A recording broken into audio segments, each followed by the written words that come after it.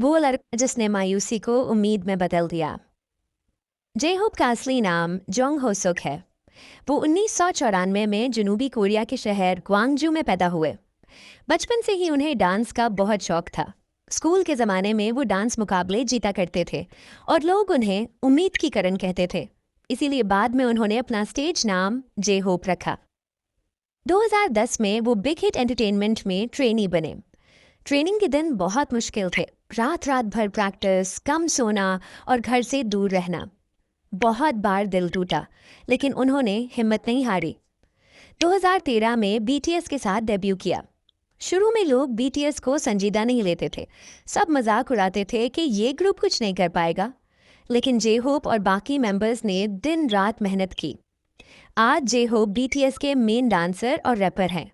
उनकी मुस्कुराहट और पॉजिटिव एनर्जी की वजह से उन्हें बीटीएस का सूरज भी कहा जाता है।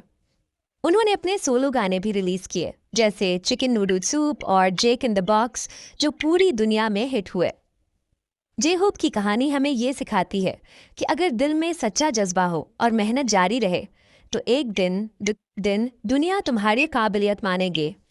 अगर वीडियो पसंद आई हो तो लाइक और शेयर कर देना। नए हो तो चैनल सब्सक्राइब कर दो। फिर मिलेंगे बीटीएस की अगली कहानी में।